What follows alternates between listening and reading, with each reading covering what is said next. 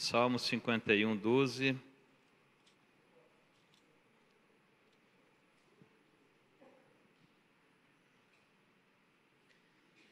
E 13.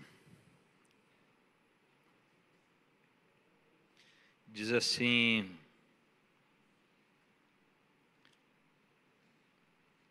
devolve-me a alegria da tua salvação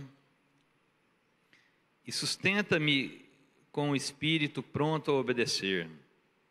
Então ensinarei os teus caminhos aos transgressores. Irmãos, esse ano nós temos dedicado o ano de 2025 para implantar a cultura do reino no trabalho, na nossa casa, no clube, enfim, nos vários ambientes que nós frequentamos.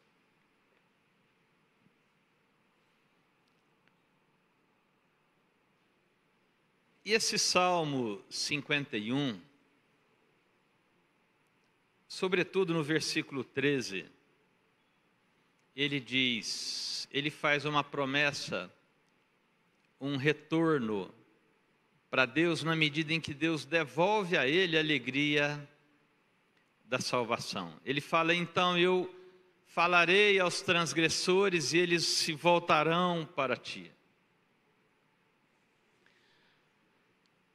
Eu percebo muito claro que, às vezes, nós como evangelistas, como pregadores do Evangelho do Senhor, se nós não tratarmos a nós mesmos como cristãos, como pessoas que se propõem a expansão do Evangelho, a implantação da cultura do reino, se nós não nos cuidamos de nós mesmos, Paulo fala isso a Timóteo: cuida-te de ti mesmo e da sã doutrina. Se nós não o fizermos,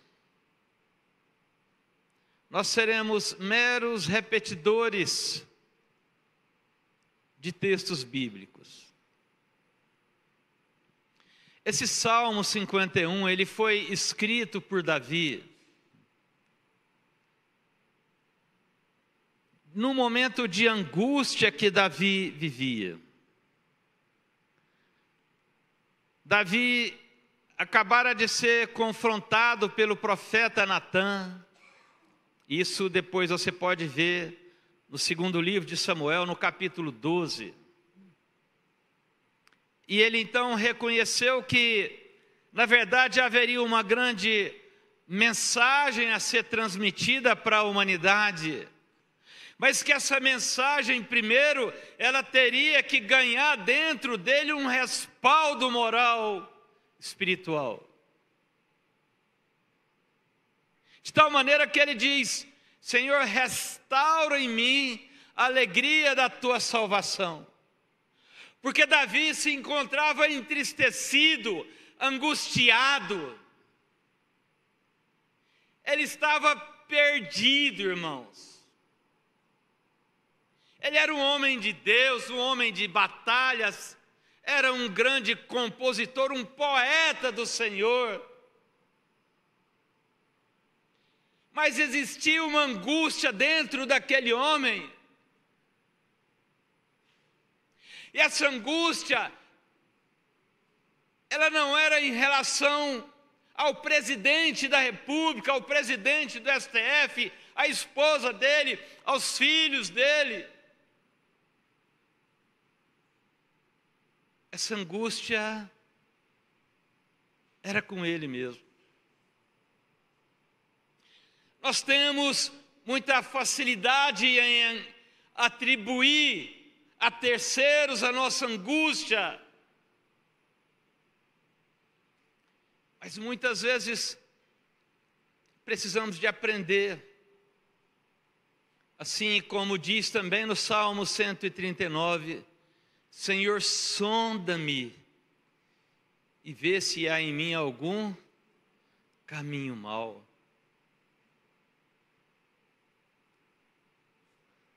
Davi era um guerreiro, irmãos, mas ele se encontrava num calabouço.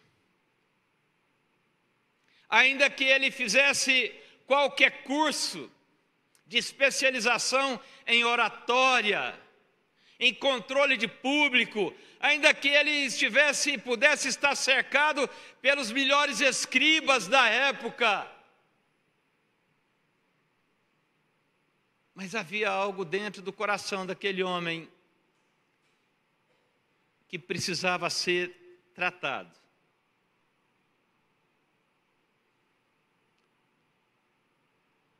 Nos idos 2015, um cantor muito promissor, jovem, com uma carreira toda pela frente, depois de fazer uma apresentação, se não me engano, na cidade de Uberlândia, retornando então para a cidade dele, ele, o motorista que dirigia o seu carro, uma Land Rover, a sua namorada e uma equipe que o auxiliava, acabou sendo envolvido num acidente automobilístico. E esse acidente veio a ceifar a vida daquele jovem, aquele homem. Mas aquele homem, ele estava num carro da melhor qualidade, um Land Rover. Os irmãos aí que entendem de carro sabem do que estou falando. Ele não estava dirigindo, ele tinha um motorista particular. Mas não obstante toda a preparação, aquele carro estourou uma das rodas e esse carro veio então a capotar e, enfim, causando uma grande tragédia. Havia um quadro todo formado, preparado para o retorno da casa dele.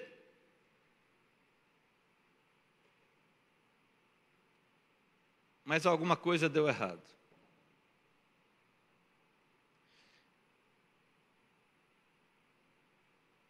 E quando foram, então, fazer as apurações devidas, chegou-se à conclusão de que a roda que ele havia colocado no Land Rover dele, ele havia ganhado de um grande amigo que o presenteou com muito orgulho. Mas aquela roda, ela não era apropriada para aquele tipo de veículo. O que tem a Land Rover a ver com o Davi, irmãos? Sabe, amados, às vezes nós vamos levando a nossa vida fazendo adaptações.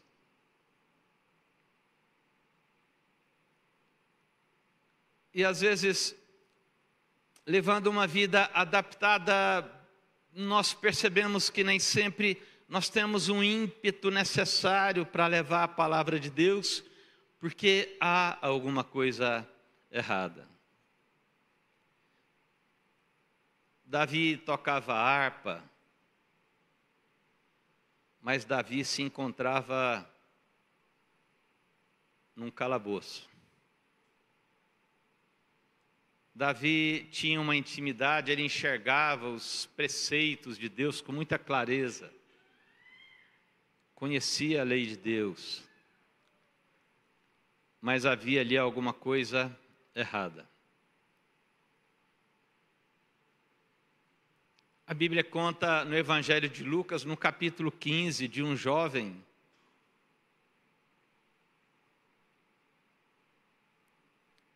que em determinado momento da vida dele, a Bíblia diz assim claramente, caindo em si.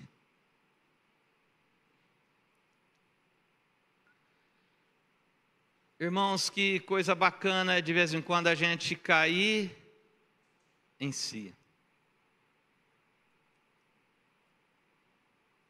Davi tinha pela frente toda uma vida de adorador do Senhor, mas ele precisava cair em si.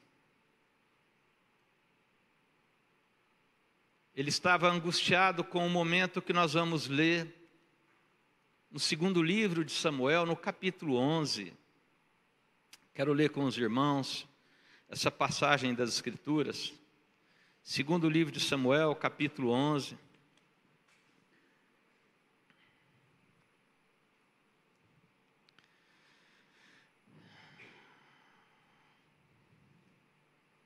Eu não quero aqui...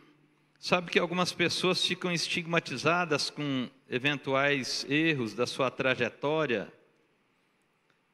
E aqui eu não quero transformar a história de Davi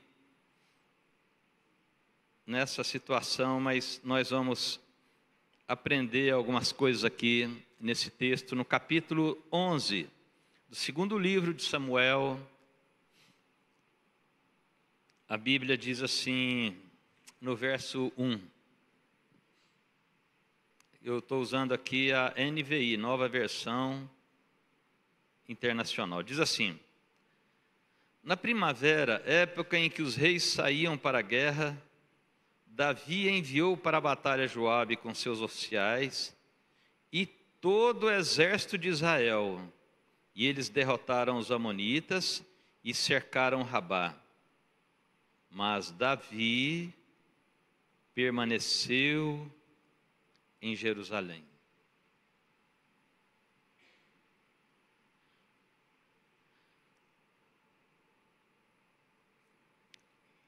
A Bíblia diz para nós que Davi terceirizou uma obra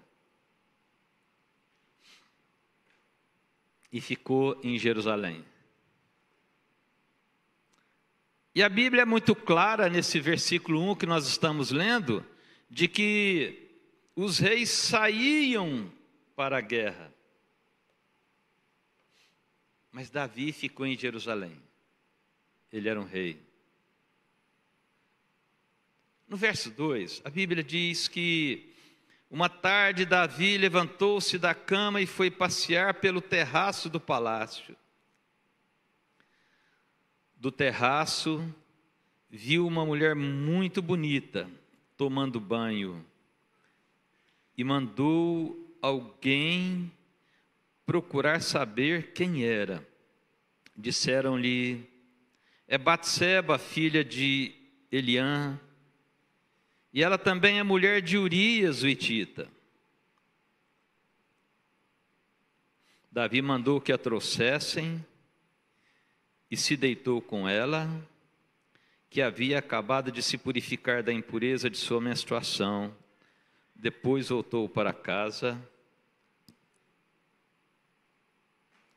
Verso 4.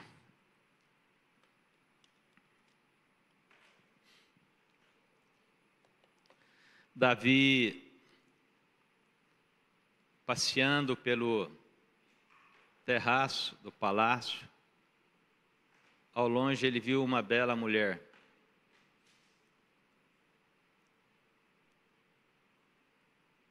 E a Bíblia diz que ele pediu para investigar quem seria aquela mulher.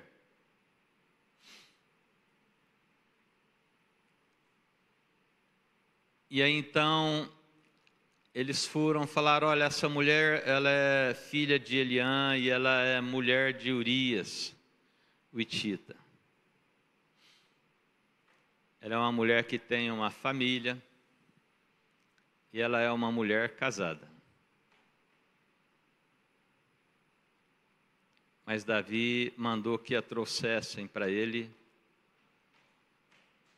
E ela veio então e os dois estiveram juntos e ela engravidou.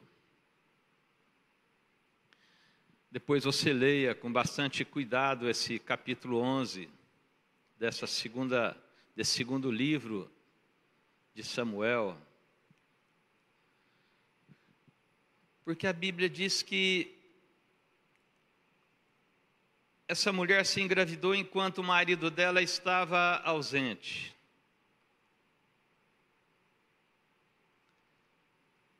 E o marido dela estava ausente não é porque ele havia ido para o Pantanal pescar. Não é porque tinha ido a Brasília ver o jogo do Vasco da Gama e o Palmeiras.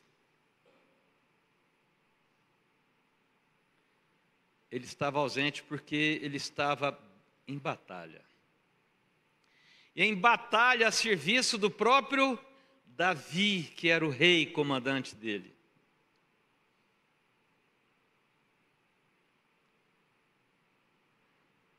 Essa mulher engravida e ela manda avisar Davi e fala: olha, eu estou grávida de você.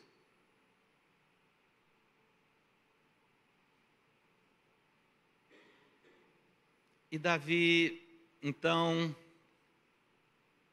naquela angústia de se eximir de uma transgressão, a mente dele se volta para maquinar. E ele pensou: eu não posso assumir essa paternidade. A minha reputação vai por água abaixo. Que coisa. Aí a Bíblia diz que ele começou a maquinar. Um homem, um adorador, um rei. E aí a Bíblia diz assim, irmãos, na sequência do texto, você pode ler depois, que ele mandou Joabe mandar de volta o marido dessa mulher, Urias. Porque pensou ele, esse marido volta e vai para casa e vai estar com a sua esposa, e aí depois ela surge, e agora ela está grávida, mas nós temos um pretexto de que ela está grávida do seu próprio esposo.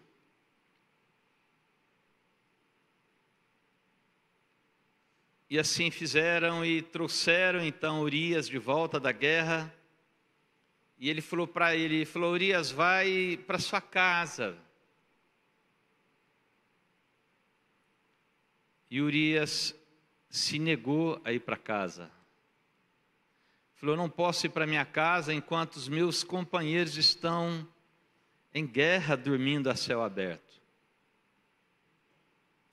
E Davi continuou a sua maquinação, e você pode ver isso depois no texto. E nada dava certo, ao ponto de Davi chamar esse homem para comer e beber vinho.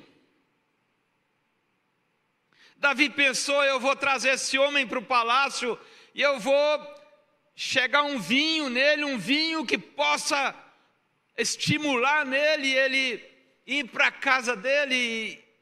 Esse homem tomou o vinho, comeu, mas ficou ainda na porta do palácio. Davi se viu em aperto. E a Bíblia conta então que Davi, ele mandou avisar Joabe, que era o comandante do exército, falou: olha, eu quero que você coloque Urias no lugar mais perigoso da batalha.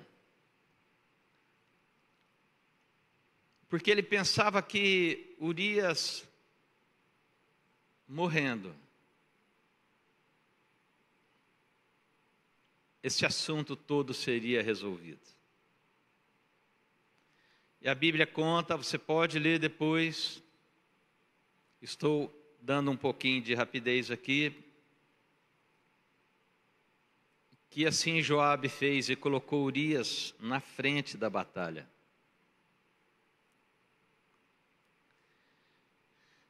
E Urias morreu. Irmãos, eles mandaram avisar Davi que Urias havia morrido, e Davi provavelmente naquele momento respirou aliviado.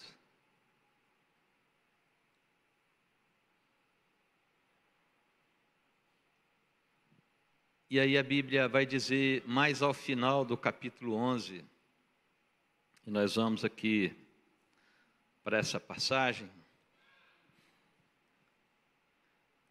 verso 26, abreviando bastante aí, diz assim: quando a mulher de Urias soube que seu marido havia morrido, chorou por ele. Passado o luto, Davi mandou que a trouxessem para o palácio. Ela se tornou sua mulher e teve um filho dele. Irmãos, cá entre nós, ele fez um bom remendo. Um bom remendo. Aquela mulher tinha um homem que era um homem de trabalho duro, forçado, trabalho perigoso. Mas agora Davi se apresenta diante dela e oferece para ela um marido que é um rei. Um homem de poder, de status. E traz essa mulher para morar, provavelmente ela morava numa casa mais simples, e agora ele traz ela para dentro de um palácio.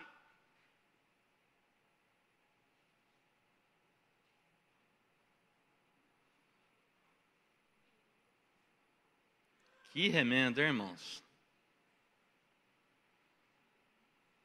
Que remendo.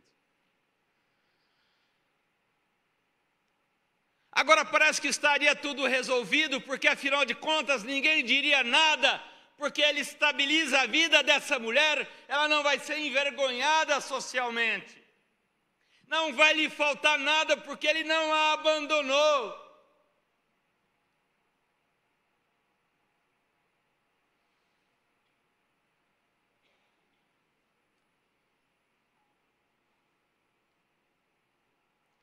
Mas o restinho desse versículo, do último versículo do capítulo 11,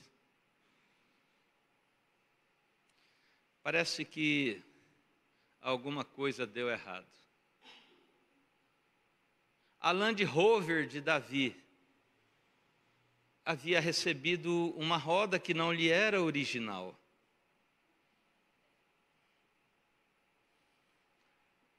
Esse parafuso ele não se adequava àquele tipo de roda.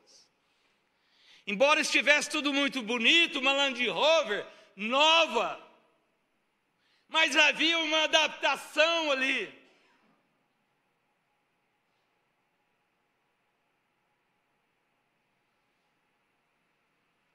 Olha o que a Bíblia diz ao final desse verso.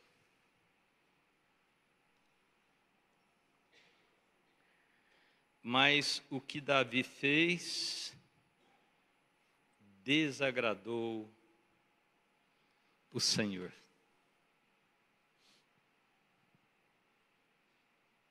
A sociedade estava sob controle de Davi. Os jornais jamais falariam mal daquele homem. Aquela mulher, tecnicamente, não teria nada que reclamar daquele homem que houvera tomado ela.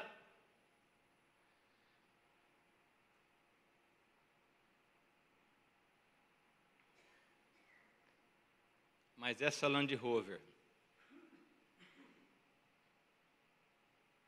estava adulterada. O que a Bíblia diz é que, aos olhos de todos, aquele homem estava bonito na foto.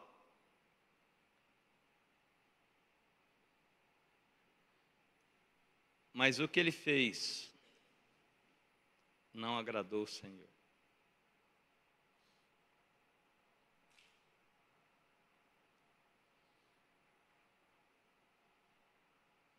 A Bíblia começa o capítulo 5 de Romanos, dizendo assim: justificados, pois, mediante a fé, tenhamos paz com Deus.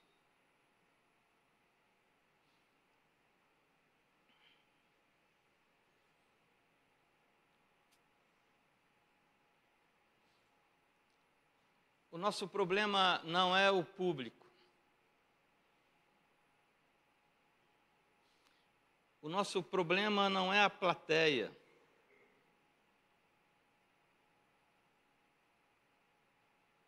O nosso problema não é a nossa reputação.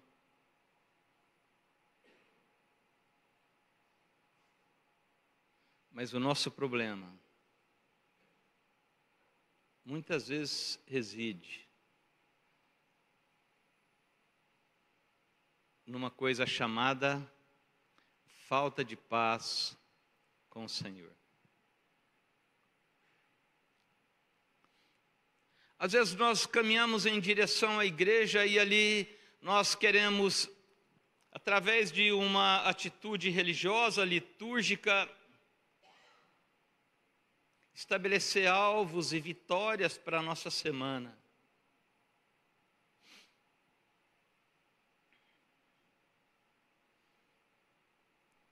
Mas muitas vezes o que o Senhor quer conosco, quando nós vimos à igreja,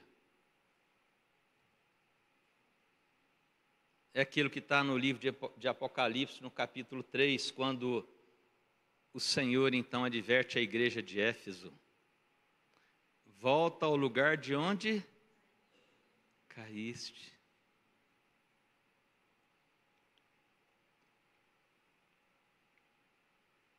Sabe, queridos,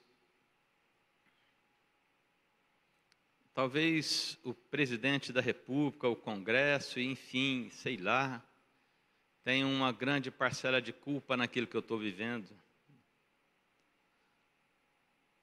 Mas o que a Bíblia nos chama nessa noite para conversar conosco é para que a gente sonde o nosso coração e dê uma verificada nas rodas dessa Land Rover. Porque com certeza as adaptações não vão funcionar.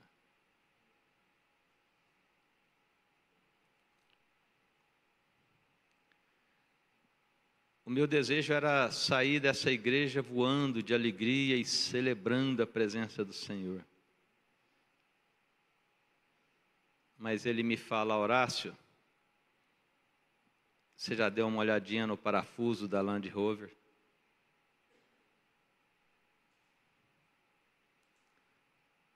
Porque às vezes eu tenho a aprovação pública, unânime,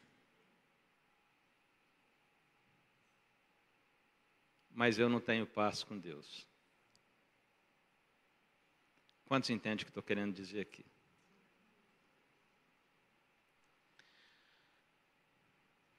O grande segredo de uma pessoa que pretende pregar o Evangelho está em conhecer as suas próprias limitações. O salmista diz: Senhor, restitui em mim a alegria da tua salvação. Eu só posso ter alegria na minha salvação se eu entender que o parafuso que eu coloquei na minha Land Rover, ele não é original, mas por misericórdia, o Senhor me salvou.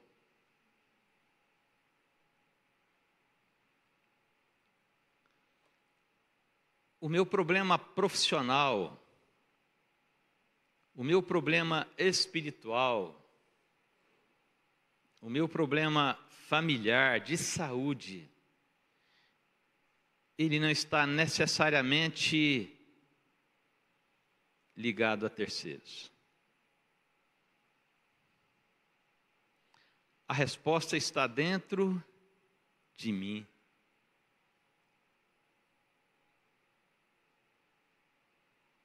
Vocês lembram do que diz o Evangelho de João no capítulo 4? Aquela mulher diz: olha, conversando com o Senhor Jesus, e ele diz para ela: aquele que tomar dessa água do seu interior fluirão o quê? Rios de água viva.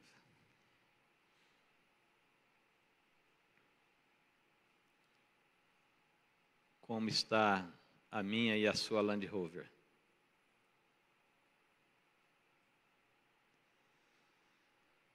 Às vezes nós precisamos de parar e repensar, queridos.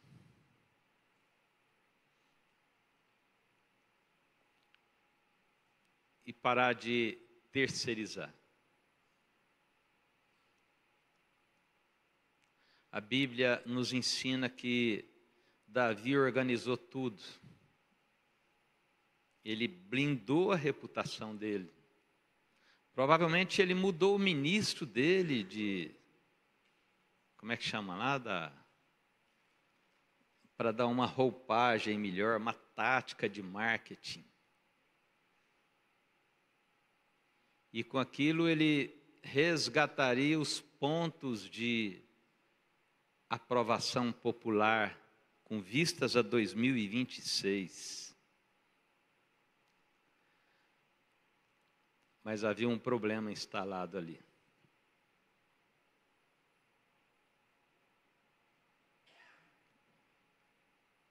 Havia uma adaptação. No livro de Juízes, depois você pode ler essa história, no capítulo 6 do livro de Juízes. A Bíblia conta a história de um homem, Gedeão. A Bíblia diz que Gedeão ele estava malhando o trigo no lagar. Era uma adaptação. As adaptações, irmãos, nos expõem ao risco. É tempo de eu e você, como igreja do Senhor, fazermos uma varredura na nossa vida conjugal, familiar, ministerial, na nossa saúde. E pedir para que Deus nos mostre pontos nevrálgicos. Pedir para que Deus nos mostre quais as adaptações. Porque a Bíblia diz no Evangelho de João, no capítulo 1, e o Verbo se fez carne e habitou entre nós, cheio de graça e de que mais? De que, irmãos? De que? Verdade.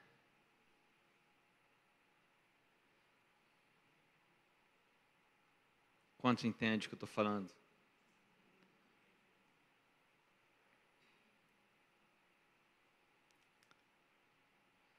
Davi havia controlado tudo. Mas o mundo espiritual dele estava em ruínas. E se nós não restaurarmos a nossa vida espiritual, nós viveremos uma grande mentira.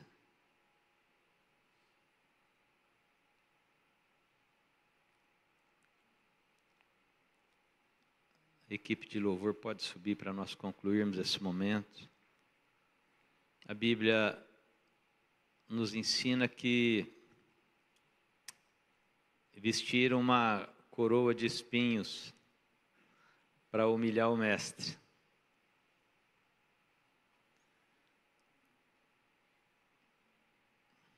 Mas ele estava vivendo a verdade.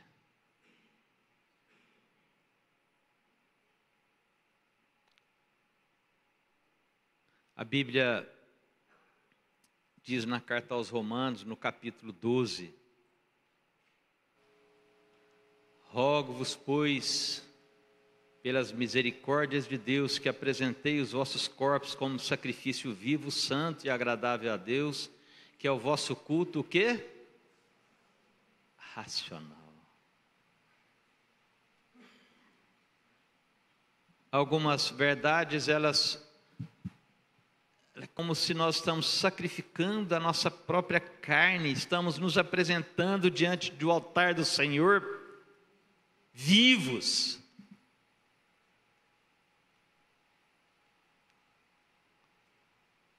Para que não haja adaptação.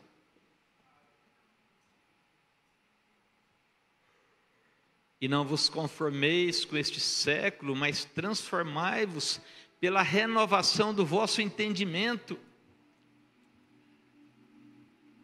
para que experimenteis qual seja a boa, agradável e perfeita vontade do público. Não, irmãos, de Deus.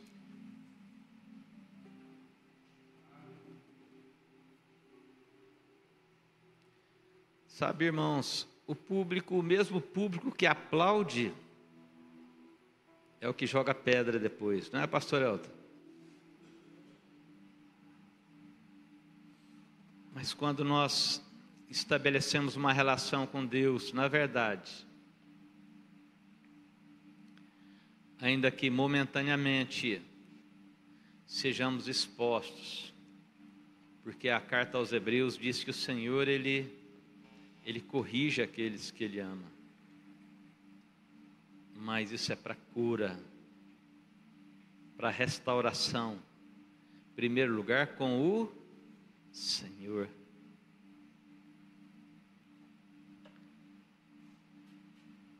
E a nossa restauração com o Senhor, ela nasce com uma premissa indispensável: a verdade.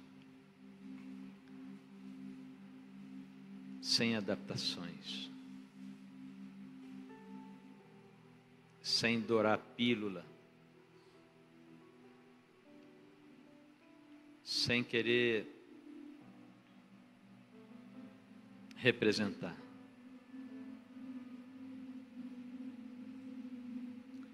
Eu creio que nenhum de vocês que estão me ouvindo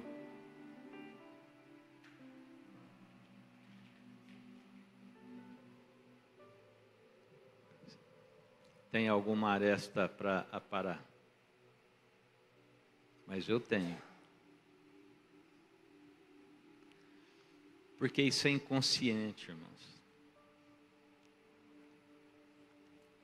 Quando Davi é confrontado pelo profeta Natan, no capítulo 12 desse segundo livro, o profeta Natan chegou para ele e falou assim: olha, ô Davi, deixa eu te contar uma história aqui. Tinha um cidadão que tinha muitas ovelhas, muito rico, muito poderoso. E tinha um outro cidadão que tinha apenas uma ovelha. Vindo um viajante, no capítulo 12, depois você lê lá. Esse homem rico, ele ao invés de pegar uma das suas ovelhas e oferecer para aquele viajante, ele tomou da ovelha daquele outro que só tinha uma e a ofereceu.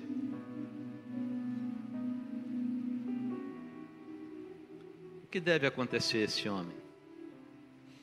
Davi tinha uma consciência aparentemente pura e limpa.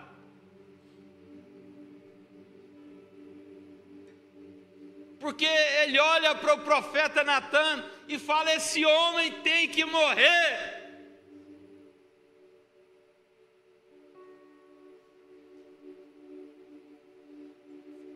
É que há coisas que estão escondidas dentro de mim e de você, que só o Espírito Santo de Deus para nos revelar. Quando ele estabelece essa pena, essa sentença sobre esse hipotético homem,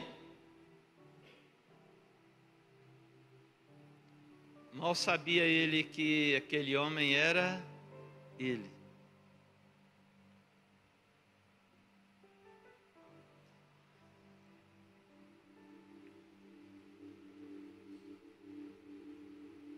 Tem uma canção muito bonita, ela diz: sonda-me, Senhor, e me conhece. Natan olhou para aquele homem, para um rei, um profeta olhar para um rei. Irmãos, isso é um problema, um profeta estabelecer uma sanção, uma pena para um rei. Mas ele olhou para ele e falou assim: homem, é você.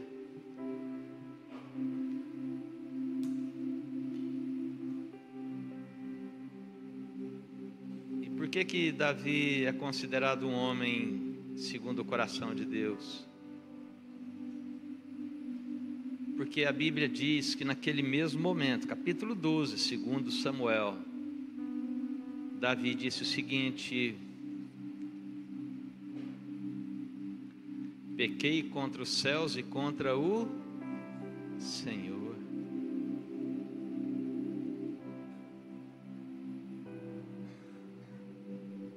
E aí o profeta dá uma aliviada, fala: olha, o Senhor te perdoou, você não vai morrer.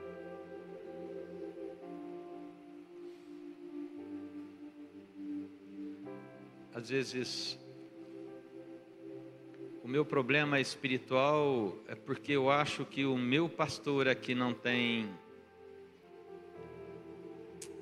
cuidado de mim, ou quem sabe a igreja, quem sabe meu problema profissional seja o meu patrão, quem sabe o meu problema conjugal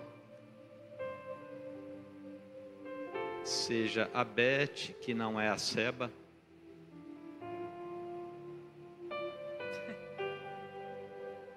Mas muitas vezes esse problema pode estar dentro de mim e eu nem sei.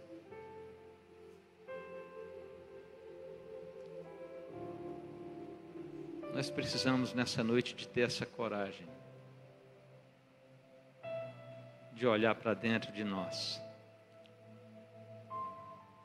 E se for o caso, pedir para que o Senhor nos sonde.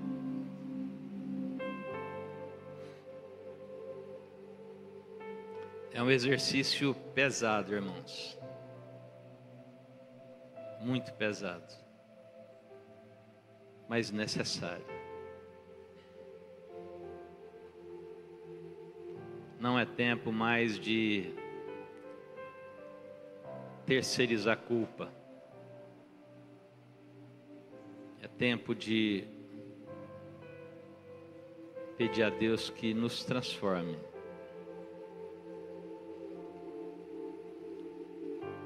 Pedir aos anjos do Senhor que nos revelem o mais profundo do nosso coração, para que os princípios espirituais não sejam quebrados. Davi teve essa questão clara. Quando o profeta Natã confrontou o rei Davi não culpou o índice de testosterona que ele estava enfrentando, irmãos.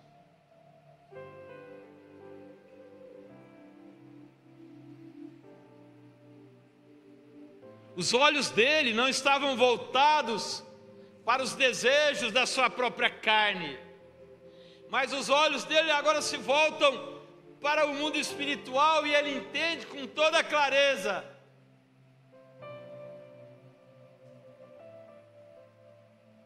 que houvera uma quebra de princípio espiritual.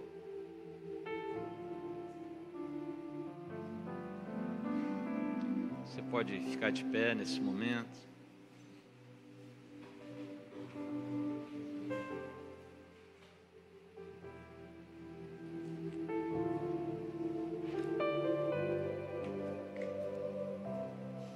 Irmãos, uma coisa que me incomoda, eu não quero nunca ser um repetidor de Bíblia, mas eu quero que o Senhor restaure em mim a alegria da salvação dele. E para que ele restaure essa alegria da salvação dele, primeiro eu tenho que me reconhecer como alguém que está perdido. No capítulo 11 do Evangelho de Lucas, aquele pai falou: esse meu filho, ele estava perdido, estava morto e reviveu.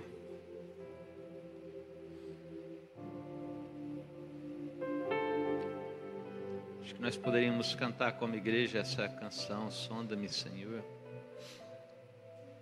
Vamos pedir para Deus nessa noite sondar o nosso coração, irmãos, para que, assim como nós falamos a carta aos Romanos no capítulo 5, que nós nos sintamos justificados mediante a fé e tenhamos paz com Deus.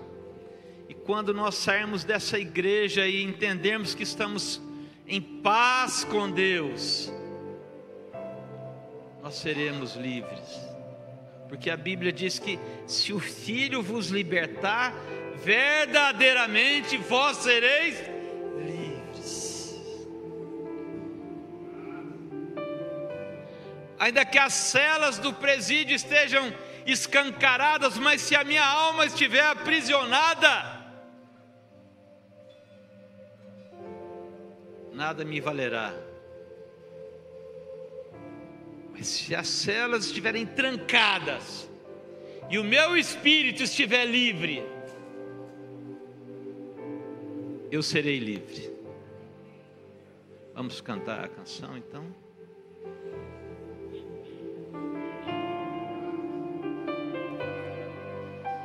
Sonda-me, Senhor.